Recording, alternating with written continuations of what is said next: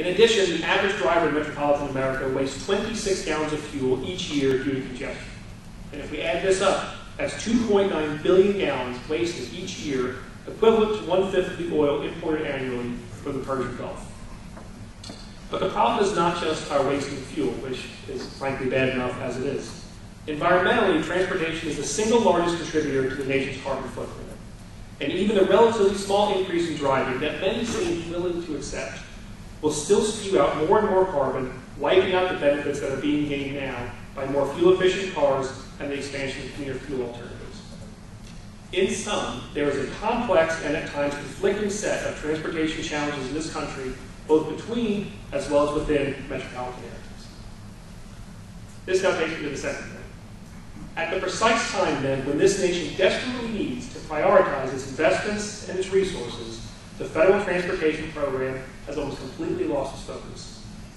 Our response has been mainly to keep throwing money at the problem, without any meaningful attempt at policy reform. Federal transportation funds are distributed basically like peanut butter across the continent without any real purpose, any real targeting, or any real accountability. And there are several problems here. First, for the vast majority of the program, the federal government is absent when it should be present, lacking any overarching national vision, goals, leadership, or direction. So unlike our competitor nations who both have a freight agenda and a national passenger rail policy, and do not expect their major ports to go it alone, the United States government has been absent by failing to focus on these major areas of national priority. Next, our federal transportation policies are outdated and still not attuned to the needs, challenges, problems, and concerns of metropolitan areas.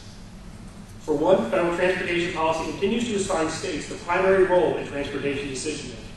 Metros still only receive about 6% of the federal highway allocations directly. Second, federal transportation dollars continue to be distributed to grantees based on archaic funding and equity formulas.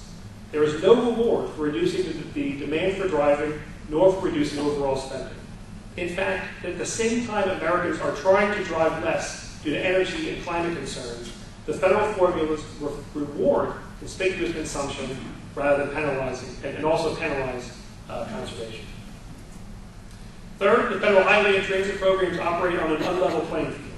While projects that use highway dollars are subject to only perfunctory review and enjoy a federal funding contribution of 80 or 90% of the total project cost, transit projects are subject to an intense, hyper-competitive bureaucratic process and a federal contribution of less than half of the total project cost. The result is that while this nation did build enough rail to stretch from Alaska's Bridge to Nowhere to London Underground in the last 20 years, we also managed to construct 132,000 miles of additional roadways, enough to circle this globe more than 5 times. Lastly, the lack of a 21st century approach to government means the federal transportation program is underperforming and failing to maximize efficiencies. There is almost no focus on outcomes or performance. So at this moment of transportation crisis, billions and billions of federal transportation dollars are distributed without any meaningful direction or connection to advancing national interests. Earmarks and special interest giveaways have replaced and trumped any unified national purpose. Here you can see the thousands of earmarks that are identified in the current federal law. And while it may appear that there's some concentration due primarily to the congressional districts, the result is that only half of the total funding for these earmarks goes to the 100 largest metros. Equally disturbing is a pervasive lack of fact gathering and analysis across the transportation program. Federal agencies do not collect, analyze, or analyze sufficient information about the system, and its grantees conduct little or no performance assessment on the results of hundreds and hundreds of billions of dollars in federal spending. We just can't manage what we can't measure. So, taken together, our country's transportation program gives a blank check and hopes for the best. The problem now is that there's no more money left in the bank account. In just a few short months, the withdrawals from the Federal Transportation Trust Fund will be greater than the balance left in it.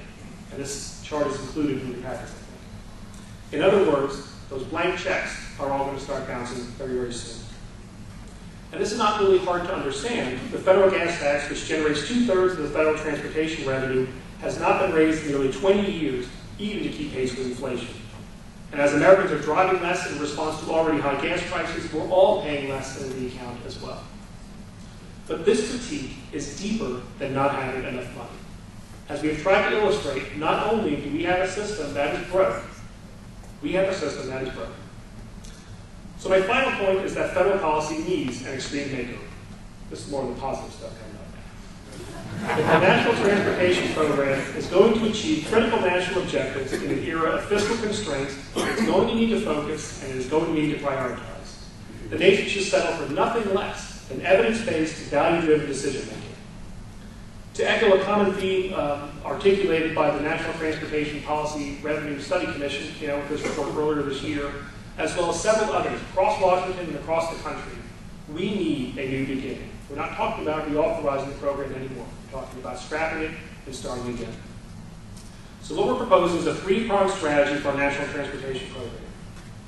First, the federal government should lead in those areas where there are clear demands for national uniformity or else to match the scale and geographic reach of certain problems. Not for every project, but for the big national priorities. We must define, design, and embrace a new unified vision for transportation policy. And that focus should be on investing in infrastructure that supports the competitiveness and environmental sustainability of the nation rather than on funding individual states or spending on singular needs. In this regard, Congress should authorize a permanent independent body, a Strategic Transportation Investments Commission, to prioritize federal investments in carrying out that national vision. It should address nationally significant questions, such as where are our most critical bottlenecks on the national interstate system? What kind of investments should be made in our national gateways? And which corridors need attention for a true national passenger rail system? Second, while there are clearly areas of national scope where the federal government should lead, there's no question that there are other areas where the federal government should get out of the way and empower states, metropolitan areas, and local governments to innovate. In this regard, the largest metropolitan areas should be given much greater funding and project selection responsibility. Metropolitan entities need real authority and real resources in order to bring local officials to the table and make real decisions. But beyond money, metros need a broad strategy of modality neutrality that establishes equal treatment of highway, transit, and non-motorized projects. This is a lesson from the UK that empowers decision makers to evaluate all projects on their ability to deliver cost-effective benefits by the best means available, not through the lens or the rules or the funding silos that are assigned to individual modes. We also need to embrace market mechanisms and establish a national policy for road pricing. There's ample evidence across the globe to show that these strategies can effectively address congestion and maximize its use of scarce roadway space, especially in dense metro areas like London, Stockholm, and Singapore. We need to remove the tolling restrictions on the interstates and develop meaningful guidance to assist metropolitan entities in engaging in public-private partnerships as a way to insert both market discipline and private financing into the system. Lastly, the federal government needs to assist states and metropolitan areas in developing truly integrated transportation, land use, and economic development plans to serve the projected growth over the next several decades. Sustainability challenge contracts should be awarded competitively to entice states and metropolitan areas to devise their own visions for the future. The third strategy, then, is for the federal government to maximize not just its own working, but that of its grantees and its partners as well. In order to rebuild the public trust, we have to fix what is broken and tie the federal program to a tangible set of outcomes and performance measures. And we need to hold the grantees accountable for meeting those goals.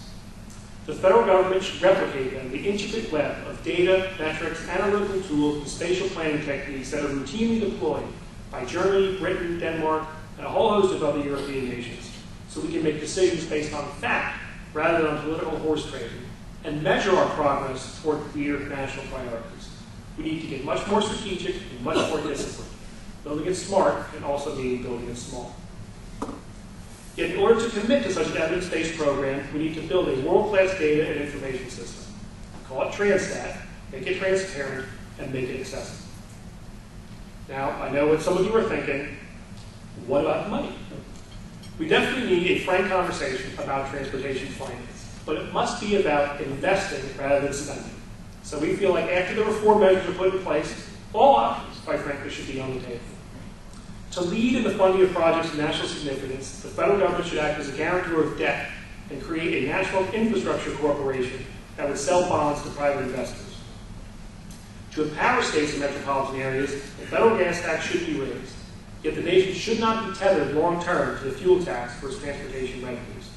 So the federal government should also provide stronger incentives for the adoption of market mechanisms like congestion pricing to maximize metropolitan road networks, as well as the expansion of a range of user fees.